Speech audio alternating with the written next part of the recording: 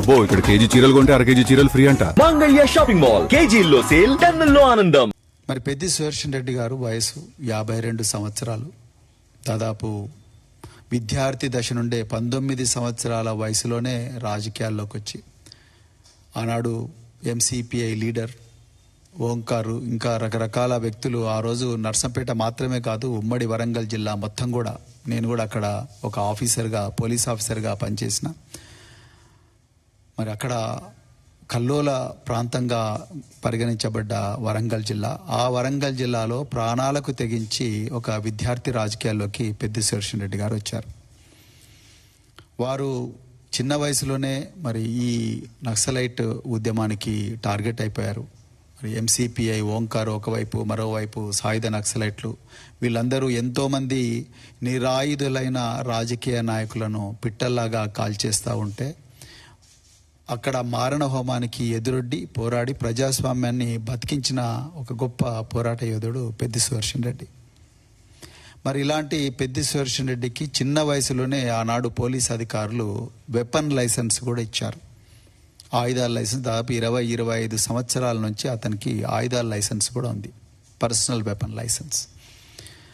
అదేవిధంగా అతనికి దాదాపు 20 సంవత్సరాల నుంచి మరి పర్సనల్ సెక్యూరిటీ ఆఫీసర్స్ అంటే గన్మెన్లు కూడా రకరకాల ప్రభుత్వాలు ఇచ్చాయి. ఇక పెద్ది సుదర్శన్ రెడ్డి గారు మొదట మరి దుగ్గొండి జెడ్పీటీసీగా పోటీ చేసి గెలుపొందారు. తెలంగాణ ఉద్యమం ఎప్పుడైతే కేసీఆర్ గారు మలిదశ ఉద్యమం స్టార్ట్ చేసిండ్రో ఆ మలిదశ ఉద్యమానికి అట్రాక్ట్ అయ్యి మరి తెలంగాణ ఉద్యమంలోకి వచ్చి కేసీఆర్ గారికి అత్యంత సన్నిహితుడుగా కీలకారు ఇంకా రకరకాల వ్యక్తులు ఆ రోజు నర్సంపేట మాత్రమే కాదు ఉమ్మడి వరంగల్ జిల్లా మొత్తం కూడా, నేను కూడా అక్కడ ఒక ఆఫీసర్గా పోలీస్ ఆఫీసర్గా పనిచేసిన. వారి కుటుంబ సభ్యులతోని, వారి సోదరులతోని, అదేవిధంగా ఆయనతో ఆప్తులుగా తిరిగిన, సన్నిహితంగా మెలిగిన వరంగల్ జిల్లా రాజకీయ నాయకులతో మాట్లాడిన తర్వాత నాకు అర్థమైంది ఏంటంటే ఈ ప్రభుత్వం ఆయనను ఘోరంగా టార్గెట్ చేసింది. మరి పెద్ది సుదర్శన్ రెడ్డి గారు చేసిన పాపం ఏంటి? ఆయన చేసిన పాపం ఏంటంటే ఆదర్శప్రాయుడిగా బతకడం. అదేవిధంగా సివిల్ సప్లైస్ ఆయన కార్పొరేషన్కు చైర్మన్గా పనిచేశారు. ఇప్పుడున్న రాష్ట్ర డీజీపీ సివి ఆనంద్ గారు ఆయన సివిల్ సప్లైస్ చైర్మన్గా ఉన్నప్పుడు ఆయన సివిల్ సప్లైస్ కమిషనర్గా ఉన్నారు. సివిల్ సప్లైస్ డిపార్ట్మెంట్లో ఏ విధంగా 1000 కోట్ల రూపాయల కుంభకోణాలు జరుగుతాయని తెలుసుకొని ఆ కుంభకోణాల ఆ సివిల్ సప్లైస్లో ఉండే ఏదైతే బియ్యము అవన్నీ కూడా రాబందుల పాలు, పందికొక్కుల పాలు కాకూడదు. 1000 కోట్ల రూపాయల కుంభకోణాలు జరుగుతూ ఉన్నాయి, అది మిల్లర్ల రూపంలో కావచ్చు, ఇంకా రకరకాల వ్యక్తుల రూపంలో జరుగుతూ ఉన్నాయని చెప్పి వాటన్నిటినీ కూడా అరికట్టడానికి ఒక అద్భుతమైన ప్లాను ఆనాటి తెలంగాణ తొలి ముఖ్యమంత్రి కేసీఆర్ గారికి ఇచ్చిన ఒక గొప్ప పోరాట యోధులు పెద్ది సుదర్శన్ రెడ్డి గారు. ఎప్పుడైతే కాంగ్రెస్ పార్టీ అధికారంలోకి వచ్చిందో 2023లో ఆయన ఆల్రెడీ సివిల్ సప్లైస్ కార్పొరేషన్లో పనిచేసిన అనుభవం ఉంది కాబట్టి వెంటనే 1100 కోట్ల రూపాయల విలువైన స్కామ్ ఆయన కనుక్కోగలిగారు. ఉన్నతాధికారులకు డీజీపీకి లెటర్ పెట్టాడు, అదేవిధంగా ప్రభుత్వానికి ఓపెన్ లెటర్ రాశారు. అదేవిధంగా ఈ తెలంగాణ భవన్ నుంచి కూడా మీడియా ద్వారా ప్రజలందరికీ కూడా ఈ స్కామ్ ఏ విధంగా జరిగిందో వివరించారు. తర్వాత ఎన్ఫోర్స్మెంట్ డైరెక్టరేట్ కూడా కంప్లైంట్ చేశారు. తర్వాత హైకోర్టులో కూడా పబ్లిక్ ఇంట్రెస్ట్ లిటిగేషన్ వేశారు. సుప్రీంకోర్టులో కూడా ఈ కేసు నడుస్తుంది. 1100 కోట్ల రూపాయల తెలంగాణ ఆస్తిని కాంగ్రెస్ నాయకులు పందికొక్కుల్లాగా దోచుకున్నారు. 1 కిలో బియ్యం కూడా ఒక మిల్లు నుండి గోడౌన్కు రాకుండానే, ఒక మిల్లు నుండి ఇంకొక మిల్లుకు పోకుండానే 1100 కోట్ల రూపాయలు ఒక్కటే దెబ్బన కాంగ్రెస్ నాయకులు వాళ్ళ జోబుల్లో వేసుకున్నారు అనే ఒక ఒళ్ళు గగురు పొడిచే సత్యాన్ని పెద్ది సుదర్శన్ రెడ్డి గారు బయటపెట్టారు. ఇది మొదటి విషయం. ఇక రెండో విషయం, స్కూల్ ఎడ్యుకేషన్ డిపార్ట్మెంట్లో 17,000 రూపాయల విలువైన బంకర్ బెడ్ను 33,000 రూపాయలకు కొని తద్వారా వచ్చిన 100 కోట్ల రూపాయలను కాంగ్రెస్ నాయకులు బడా కాంట్రాక్టర్ల ద్వారా వాళ్ళ జోబుల్లో వేసుకొని వాటిని మూటల్లోకి పెట్టి మూటలను ఢిల్లీకి తరలిస్తున్నారు అన్న విషయం మీద కూడా వారు వీరోచితంగా పోరాడారు. ఇంకా రకరకాల కుంభకోణాల మీద పోరాడేవారు. ఆయనకు రకరకాల సమాచారాలు వస్తున్నవి. మాతో కూడా చాలాసార్లు ఈ కుంభకోణాల మీద ఆయన చేస్తున్న పోరాటం గురించి పంచుకున్నారు. ఇది ఎప్పుడైతే మరి ఇక రేవంత్ రెడ్డికి నేను దొరికిపోతున్నాను అన్న భయం కలిగిందో కాంగ్రెస్ నాయకులకు, ముఖ్యంగా రేవంత్ రెడ్డి గారికి, ఇప్పుడున్న సివిల్ సప్లైస్ అది జరిగిన వెంటనే వీళ్ళు ఏం చేశారు, ముందు ఆయన వెపన్ లైసెన్స్ రెన్యూ చేయడం లేదు. వెపన్ లైసెన్స్ ప్రతిసారి కూడా రెన్యూ చేసుకోవాలి. ఆ రెన్యువల్ ప్రాసెస్ ఏదైతుందో దాన్ని ఆపేశారు. దానికన్నా ముందు ఇంత క్రూరంగా ఉంటుందా ఈ కాంగ్రెస్ రాజ్యం అనేది? మరి ఇందిరమ్మ పాలన అంటున్నారు, ప్రజాపాలన అంటున్నారు. ఇంత ప్రతీకార పాలన జరుగుతున్న దానికి ఈ పెద్ది సుదర్శన్ రెడ్డి గారి ఉదంతమే స్పష్టమైన ఉదాహరణ. నర్సంపేటలో ఉండే కొంతమంది వ్యాపారస్తులు వాళ్ళు వట్టినాగులపల్లిలో వాళ్ళు ఒక భూమిని వాళ్ళు అక్వైర్ చేసుకొని వాళ్ళు వాసవి కన్స్ట్రక్షన్ అని ఒక కన్స్ట్రక్షన్ కంపెనీ ఉన్నది. ఆ వాసవి బిల్డర్స్కు అమ్మేసిండ్రంట. ఆ వాసవి బిల్డర్స్కు ఈ నర్సంపేట వ్యాపారస్తులు అమ్మేసిన భూమి మీద ముఖ్యమంత్రి గారి సన్నిహితుడైన ఫహీం ఖురేషీ కన్నుబడ్డదని నాకు కొంతమంది ఆ హాస్పిటల్లో నర్సంపేట వాసులు కొంతమంది చెప్పిండ్రు. కొంతమంది నాయకులు ఆ వాసులు చెప్పిండ్రు. దానితోని ఈ ఫహీం ఖురేషీ, అదే విధంగా వాసవి ఎవడోడు విజయ్ కుమార్ అంటాడు, ఎవడో ఆ విజయ్ కుమార్ అంటాడు, అదే విధంగా ఈ ఫహీం ఖురేషీ వీళ్ళిద్దరూ కలిసి సైబరాబాద్లో ఎకనామిక్ అఫెన్సెస్ వింగ్ అని ఒకటి ఉంటుంది. ఈఓడబ్ల్యూ, వైట్ కాలర్ అఫెన్సెస్ కోసం ఉంటుంది. ఆ ఈఓడబ్ల్యూలో ఒక కేసు పెట్టించి ఆ విజయ్ కుమార్ అంటతోనే కంప్లైంట్ ఇప్పించి ఎఫ్ఐఆర్ రిజిస్టర్ చేయించి పెద్ద ఎత్తున కూడా నర్సంపేటలో సుదర్శన్ రెడ్డి గారికి సన్నిహితులైన వ్యాపారస్తులు ఎవరైతే ఉన్నారో ఆ వ్యాపారస్తులందరినీ కూడా రోజు పోలీస్ స్టేషన్ పిలిపించి వాళ్ళని టార్చర్ చేసి చివరికి ఆయన పిఆర్ఓని కూడా టార్చర్ చేసి మీరు ఏమైనా చేయండి, పెద్ది సుదర్శన్ రెడ్డి పేరు చెప్పండి, పెద్ది సుదర్శన్ పేరు కంపల్సరీ మీ 161 స్టేట్మెంట్లలో రావాల్సిందే, ఆయనను మేము దీంట్లో అక్యూజ్డ్ చేయాల్సిందే అని మాకు పైనుంచి ఆర్డర్స్ ఉన్నాయి. పాపం ఈయన ఏం చేసిండు, అరే సివి ఆనంద్ నాతో పాటు కమిషనర్ సివిల్ సప్లైస్గా పనిచేసిండు, కనీసం ఈయనకన్నా చెప్పుకుంటే మా బాధలు ఏమన్నా తీరుతాయేమో, ఎందుకంటే ఆయన అప్పుడు సివిల్ సప్లైస్ కార్పొరేషన్ చైర్పర్సన్, మా బాధలు ఏమన్నా తీరుతాయేమో అని చెప్పేసి నా సివి ఆనంద్ గారికి ఫోన్ చేస్తే, సార్ నా చేతులు ఏమీ లేదు, అంతా కూడా ఫహీం ఖురేషీ లేకపోతే ముఖ్యమంత్రి కార్యాలయం చూస్తుంది, మాకు ఇదంతా ఏం సంబంధం లేదు అని చెప్పి ఆయన చేతులు కడుక్కున్నట్టుగా ఆయన చుట్టూ ఉన్న సన్నిహితులు ఆప్తులు ఆయనతో ఆయన పంచుకున్నట్టుగా వాళ్ళు నాకు ఈ 3-4 రోజులలో చెప్పారు. ఇంకొక మాట కూడా అన్నారు, అరే ఈ సుదర్శన్ రెడ్డికి ఇంకా ఏం పని లేదా, ఈ సివిల్ సప్లైస్ కుంభకోణం అని తిరుగుతూ ఉన్నారు. అదేవిధంగా మరి విద్యాశాఖలో జరిగిన బంకర్బెడ్ల కుంభకోణం అని ప్రభుత్వం మీద ఫైట్ చేస్తున్నారు. ఇవన్నీ అవసరమా? కామ్ ఉంటే అయిపోదా? అంటే నువ్వు కామ్గా ఉంటే, నువ్వు సైలెంట్గా ఉంటే, రేవంత్ రెడ్డి ప్రభుత్వం చేస్తున్న కుంభకోణాల మీద మాట్లాడకుండా ఉంటే నీకు వెపన్ లైసెన్స్ రెన్యూ చేస్తాము ఇండైరెక్ట్.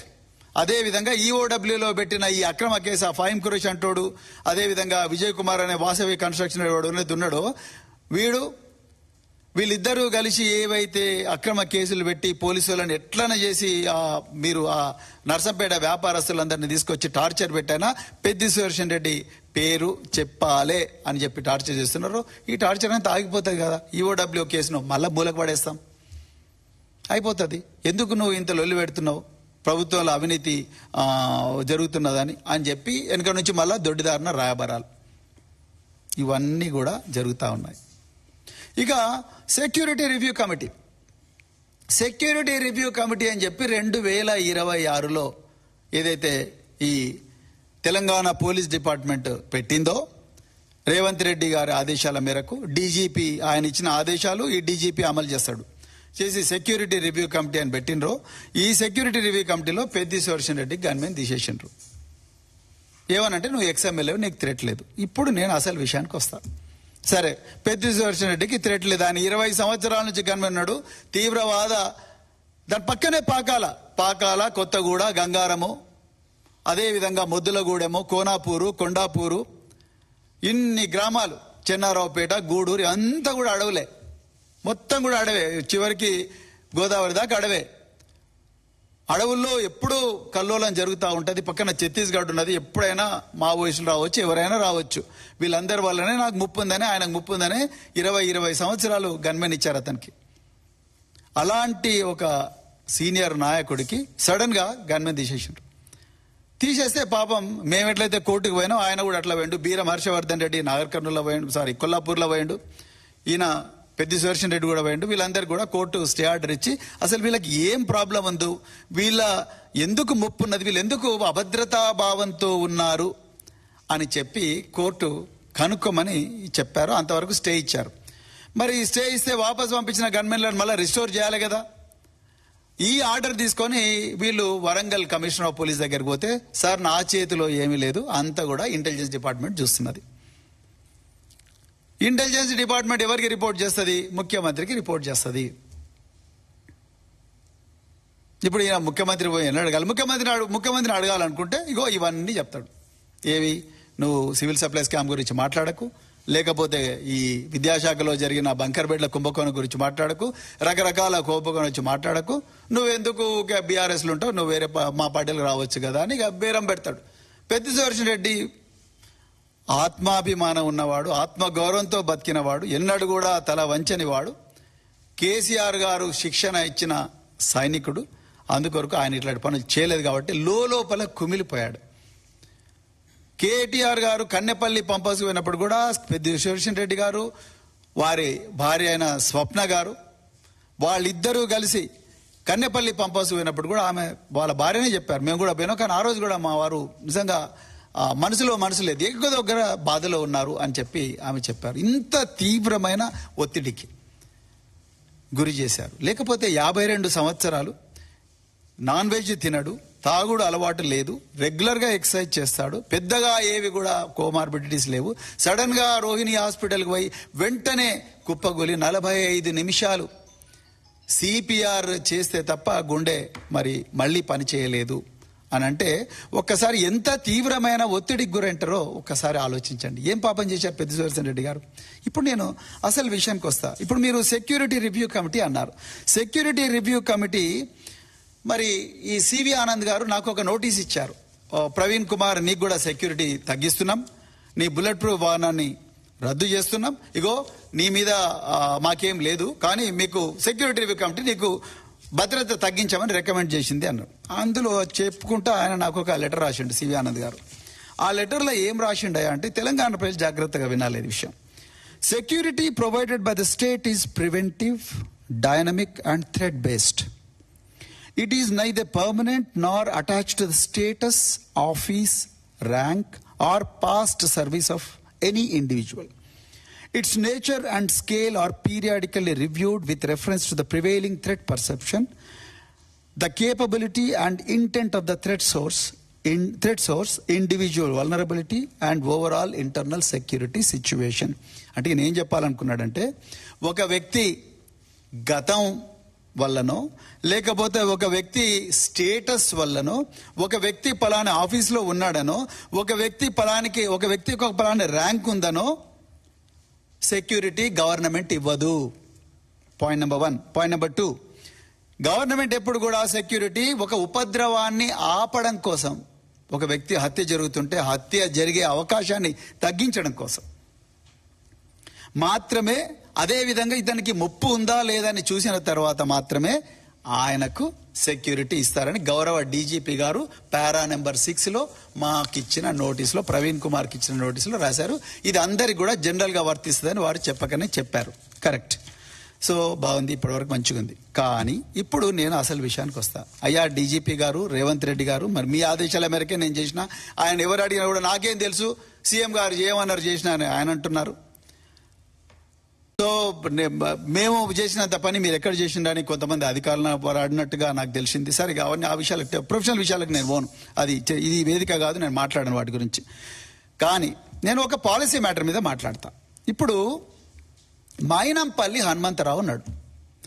మైనంపల్లి హనుమంతరావు ఏం కోంబింగులు చేసిండని, ఏ అల్ ఖైదా తీవ్రవాద సంస్థ లేకపోతే ఏ లష్కర్ ఏ తొయ్యబా, ఏ జైషే మహమ్మద్, ఏ సిపిఐ మావోయిస్టులు మైనంపల్లి హనుమంతరావును టార్గెట్ చేస్తారు అని చెప్పి ఆయనకు 2+2 గన్మెన్ ఇచ్చారు. చెప్పాలి డీజీపీ గారు. ఎందుకంటే now you have clearly mentioned that the state, the security provided by the state is preventive, dynamic and threat based. It is neither permanent nor attached to the status, office, rank or past service any individual, not just Petti Sudarshan Reddy, any individual. మరి అట్లాంటప్పుడు మైనంపల్లి హనుమంతరావు గారికి 2+2 gunmen ఎందుకు ఇచ్చారు? DGP గారు చెప్పాలి. పెద్ది సుదర్శన్ రెడ్డికి ఒక న్యాయం, మైనంపల్లి హనుమంతరావుకి ఇంకో న్యాయమా? కొండా మురళి ఆయన ఎమ్మెల్సీ కాదు, ఆయన ఒక కార్పొరేషన్ చైర్మన్ కాదు, వారు కేవలం మంత్రి కొండా సురేఖ గారి భర్త. కొండా మురళి గారికి 2+2 గన్మెన్ ఇచ్చారు. వరంగల్ సిటీలో ప్రతి ఒక్కరికి కూడా తెలుసు కొండా మురళి గారు ఆ 2+2 గన్మెనే కాదు, పోలీసు వాళ్ళందరూ పోతే ఆయన పోతే పోలీసు వాళ్ళందరూ కూడా ఆయన కాన్వాయ్లో పోతారు. ఆయనకి ఏ హోదా ఉందని 2+2 గన్మెన్ ఇచ్చారు? Now you have to tell DGP గారు, nor attached, neither permanent nor attached to the status, office, rank or past service of an individual. What service? What is the contribution of Konda Murli Garu? What is the contribution of Mainampalli Hanumantarao such that they deserve 2+2 personal security officers? Anumula Tirupati Reddy గారు, అనుముల కొండల రెడ్డి గారు రంగారెడ్డి జిల్లాలో వారు ఏమి కోంబింగులు చేశారని, వారికి ఏ threat ఉందని, వారిని ఏ లష్కర్ ఏ తొయ్యబా, జైషే మహమ్మద్, అల్ ఖైదా, ఐసిస్ అనే ఉగ్రవాద సంస్థలు వారిని టార్గెట్ చేస్తాని విదేశాల నుంచి, ఇజ్రాయెల్ నుంచి, టర్కీ నుంచి దిగుమతి చేసుకున్న అత్యాధునిక సెమీ ఆటోమేటిక్ వెపన్స్ వారికి ఇచ్చారు. మరి అదే పట్నం నరేందర్ రెడ్డి ఆయన ఏం పాపం చేసిండు? ఆయన పాపం చేసిన పాపం ఏందంటే ఆయన బీఆర్ఎస్లో ఉన్నాడు. సునీత మహేందర్ రెడ్డి గారు మాజీ జెడ్పీ చైర్పర్సన్, వారికి కూడా గన్మెన్ ఇచ్చారు.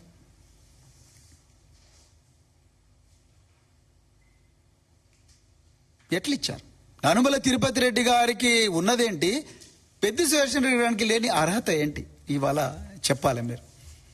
Because you have to be very fair. తొలి తెలంగాణలో మొట్టమొదటి గిరిజన మహిళ మంత్రిగా అయ్యారు కేసీఆర్ గారి ఆశీర్వాదం వల్ల. ఆమె పేరే సత్యవతి రాథోడ్. సత్యవతి రాథోడ్ గారికి గన్మెన్ తీసేశారు. ఆమె మాజీ మంత్రి. సత్యవతి రాథోడ్ గారు మాజీ మంత్రి. మాలోత్ కవిత మాజీ ఎంపీ. వీళ్ళిద్దరు కూడా గిరిజన సామాజిక వర్గానికి చెందినవారు. సత్యవతి రాథోడ్ అయితే ఆమె ఒక్కటే రోజున గన్మెన్ తీసిండు. పాపం ఆమె వెంటనే అడిషనల్ డీజీ ఇంటెలిజెన్స్ గారికి రిప్రజెంట్ చేశారు. చూస్తాం మేడం, చేస్తాం మేడం అంటే బీఆర్ఎస్ నాయకులు అంటే ఇంత చులకన. జోగు రామన్న మాజీ మంత్రి, ఆదిలాబాదు మాజీ ఎమ్మెల్యే, ఆయన ఏం పాపం చేసిండ్రండి? జోగు రామన్నకు ఒక్క దెబ్బన తీసేసిండ్రు గన్మెన్. మరి అదే జిల్లాలో అంటే ఉమ్మడి ఆదిలాబాద్ జిల్లాలో ఐకే రెడ్డి, ఇంద్రకరణ్ రెడ్డి, అల్లోల ఇంద్రకరణ్ రెడ్డి, ఆయనకు 2+2 గన్మెన్ ఇచ్చారు. ఏ బేస్ మీద ఇచ్చారు? జోగురామన్నకు లేనిదేంది, ఐకే రెడ్డికి ఉన్నదేంది? జోగురామన్నను ఎవరు చంపరు, ఐకే రెడ్డిని మాత్రం పెద్ద ఎత్తున ప్రపంచంలోని అన్ని ఉగ్రవాద సంస్థలందరూ కూడా విమానాలు, డ్రోన్లు వేసుకొచ్చి ఐకే రెడ్డిని చంపాలని ప్లాన్ చేస్తున్నారా? ఇక కుందూరు జానారెడ్డి, కుందూరు జానారెడ్డి కాంగ్రెస్ కురువృద్ధుడు. ఆయనకుండే ఒక్కటే, ఇప్పుడు the DGP has said status, office, rank or post service of any individual. Now I want to know what is the status, what is the rank, what is the post of Kunduru Janareddy garu? ఈ may be ex minister. అయితే జోగురామన్ కూడా X మినిస్టరే, Satyavathi Rathod కూడా X మినిస్టరే. మరి వాళ్లకు లేని status ఈ కుందూరు జానారెడ్డికి ఎక్కడికెళ్ళి వచ్చింది? ఆయనకు 2+2 గన్మెన్ ఇచ్చారు. నాకు ఎవరో చెప్పారు ఆయనకు అత్యాధునిక బుల్లెట్ ప్రూఫ్ వాహనం కూడా ఇచ్చారని, ఇంటి దగ్గర గార్డు కూడా పెట్టారని. ఆయన ఇద్దరు పిల్లలు, ఒక ఆయన ఎంపీ కావచ్చు, ఒక ఆయన ఎమ్మెల్యే కావచ్చు, జైవీర్ రెడ్డి, రఘువీర్ రెడ్డి ఉన్నారు, వాళ్ళు కావచ్చు. కానీ who is Janareddy now? What is his status? ఆయన స్టేటస్ కేవలం రేవంత్ రెడ్డి గారికి రాజకీయ గురువుగా ఉండడమేనా? ఏంది ఆయన స్టేటస్? నల్గొండలో ఏ నాయకుడు అని చెప్తారు మరి. ఇప్పుడు అందరికీ అట్లటప్పుడు బీఆర్ఎస్ ప్రభుత్వంలో కూడా కాంగ్రెస్ ఎక్స్ఎమ్మెల్యేలకు కేసీఆర్ గారు అరే పాపం ప్రజాప్రతినిధులు వీళ్ళకి రకరకాల ప్రాబ్లమ్స్ ఉంటాయి అని చెప్పి చాలా మంది కూడా గన్మెన్ ఇచ్చారు. ఆ రూల్ మీరు కూడా పాటించాలి కదా. మరి మాకు కూడా ప్రాబ్లమ్, పెద్ద రెడ్డికి ప్రాబ్లం లేకపోతే ఆయన వెపన్ ఎందుకు పెట్టుకుంటాడు? 30 సంవత్సరాల నుంచి ఇదే తీవ్రవాద ప్రభావిత ప్రాంతాల్లో పనిచేసిండు కదా. ఆయన మీద మీకు ఎందుకు కనికరం రావడం లేదు? ఓకే, మీరు ఆయన ఆరోగ్యం బాగాలేనప్పుడు మీరు గ్రీన్ ఛానల్ ఇచ్చారు. రేవంత్ రెడ్డి గారు హృదయపూర్వక ధన్యవాదాలు మీకు. వరంగల్ నుంచి సికింద్రాబాద్ హాస్పిటల్ తీసుకురావడానికి గ్రీన్ ఛానల్ ఇచ్చారు. మీకు, వరంగల్ పోలీస్ కమిషనర్కు, డీజీపీ గారికి, అదేవిధంగా మల్కాజ్గిరి పోలీస్ కమిషనర్కు మీ అందరికి కూడా హృదయపూర్వక ధన్యవాదాలు. ఇట్లనే చేయండి, సంతోషం, థ్యాంక్ యూ వెరీ మచ్. కానీ ఆయన గుండెపోటు రాకన్నా ముందు జరిగిన విషయాల గురించి నేను మాట్లాడుతున్నాను. ఈరోజు ఆయన సజీవంగా ఆయన ఇంకా అంటే ఆనందంగా మా మధ్యలో ఉండేవాడు. కానీ ఇలా పరిస్థితి లేదు. ఆయన హాస్పిటల్లో మృత్యుతో పోరాడుతున్నాడు. ఎందుకింత కోపం? ఇప్పుడు అలంపూరు ఎక్స్ఎమ్మెల్యే ఎస్ఏ సంపత్ కుమార్ ఉన్నాడు. ఎస్ఏ సంపత్ కుమార్కు 1+1 గన్మెన్ ఇచ్చారు. ఎందుకు ఇచ్చారు? ఆయన ఏం చేసినా ఇచ్చిండ్రు. పైడాకుల అశోక్, సీతక్క గారి నియోజకవర్గం ములుగు. పైడాకుల అశోక్ ఆయనకి ఏం తీవ్రవాద ముప్పు ఉంది? ఆయన మీద ఎప్పుడైనా యాక్షన్ టీం లేచిండ్రా తీవ్రవాదులు? ఆయన మీద ఏమైనా యాక్షన్ స్క్వాడ్లు తిరుగుతున్నాయా? లేకపోతే అల్ఖైదా, లేకపోతే మావోయిస్టులు, లేకపోతే శ్రీలంక నుంచో, నేపాల్ నుంచో, ఇంకెక్కడి నుంచో బంగ్లాదేశ్ నుంచో వచ్చి ములుగు ఏటూరు నగరం అడవులల్లా కర్రెగుట్టల మీద కానీ, లేకపోతే ఐలాపూర్ గుట్టలలో కానీ, తుపాకులగూడెం గుట్టల మీద కానీ కూర్చొని వెయిట్ చేస్తున్నారా మిషన్ గన్లు పట్టుకొని? ఆయనకు కూడా గన్మెన్ ఇచ్చారు. అజ్మీరా ప్రదీప్ ప్రహ్లాద్, ఆయన బీజేపీ 1+1. ఇక మాకు సీనియర్ నాయకుడు కల్వకుర్తిలో జైపాల్ యాదవ్ గారు, ఆ అన్నకైతే 3 సార్లు ఎమ్మెల్యే ఆయన జైపాల్ యాదవ్ గారు. జైపాల్ యాదవ్ గారు చాలా సీనియర్ రాజకీయ నాయకులు. ఆయన కేవలం ఎక్స్ఎమ్మెల్యే అయితే ఆయన తీసేసిండ్రు. మరి తల్లోజు ఆచారి ఎప్పుడు ఎమ్మెల్యే కాలేదు కదా. తల్లోజు ఆచారి ఎప్పుడు ఎమ్మెల్యే కాలేదు. ఆయనకెందుకు 2+2 గన్మెన్ ఇచ్చిండ్రు? రేవంత్ రెడ్డి గారు మీరు చెప్పాలి ఈ విషయం. ఏదైనా హోదా? What is his status? Now the learned DGP says neither permanent nor attached to the status, office, rank or past service of any individual. Then what is this? What is the threat to Mr. Talloji Achari such that you had to provide 2+2 gunmen? Can you please answer this question?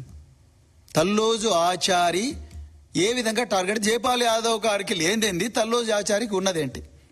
ఇక recently Eshwaramma Yadav Yadadri board chairperson, Yadadri బోర్డులో member. ఆమె పాపము ఒక BC సామాజిక వర్గం నుంచి, బహుజన సామాజిక వర్గం నుంచి వచ్చి ఆమె సీనియర్ రాజకీయ నాయకురాలు, అత్యంత మెజారిటీతో ఎల్బీ నగర్ మున్సిపాలిటీలో ఆనాడు కౌన్సిలర్గా గెలుపొందిన మహిళ, సీనియర్ రాజకీయ నాయకుడు, 84 సంవత్సరాలను కూడా ఎన్నో ధార్మిక కార్యక్రమాల్లో ప్రజలకు సేవ చేస్తున్న ఒక ఉక్కు మహిళ. ఆమె యాదాద్రి బోర్డు మెంబర్గా పదవీ స్వీకార ప్రమాణం చేస్తేనే యూత్ కాంగ్రెస్ రాష్ట్ర అధ్యక్షుడు జక్కిడి శివచరణ్ గారికి కాలింది. కాలి వెంటనే ఈయన ఒక స్టేట్మెంట్ ఇస్తాడు, వేస్ట్ ముండా అదని రకరకాల, నేను అనొద్దు సార్ క్షమించాలి, కానీ ఆ మాట అన్నాడు ఆయన. అనే వరకు ఆ రికార్డ్ అంతా కూడా వైరల్ అయింది. పోతే నిద్రలేసే వరకు ఆమె చెప్పింది, నాకు బిడ్డకి ఇట్లా అంటారు చూడు బిడ్డ, నేను అమ్మమ్మ లాంటి నానమ్మ లాంటి దాన్ని, నాకు కూడా ఇట్లా మాట్లాడుతున్నారు చూడు బిడ్డ, వీళ్ళు ఎట్లాంటి అంటే రేవంత్ రెడ్డి ప్రభుత్వం ఏం చేసింది తెలుసా? జక్కిడి శివశరణ్ రెడ్డి గారికి 2+2 గన్మెన్ ఇచ్చింది. అరే తిట్టినోనికేమో గన్మెన్ ఇస్తేవి 2+2, తిట్లు తిన్న మహిళ, ప్రాణాపాయంలో ఉండే మహిళకేమో, సీనియర్ రాజకీయ ఆమెకేమో అట్లనే పడేసిండ్రు. అంటే ఇంత దుర్మార్గం ఉంటుందా? మీరు ఆలోచించండి. ఇక పోలీసు శివకుమార్ యాదవ్ అని presidents police medal for gallantry తెచ్చుకున్న ఇన్స్పెక్టర్, తెలంగాణ పోలీస్ డిపార్ట్మెంట్లో ఒక ఆనిముత్యం లాంటోడు. ఆయనను బిడ్డ నువ్వు అమ్మకు పుట్టినవా, కొడుకాన్ని సంగతి చూస్తా అని చెప్పి హోంగార్డులను, పోలీసులను ఇష్టం వచ్చినట్టు పొట్టు తిట్టిన తూర్పు జగ్గారెడ్డి గారికి 2+2 గన్మెన్ ఇచ్చిండ్రు. ఏ బేసిస్ మీద ఇచ్చిండ్రు?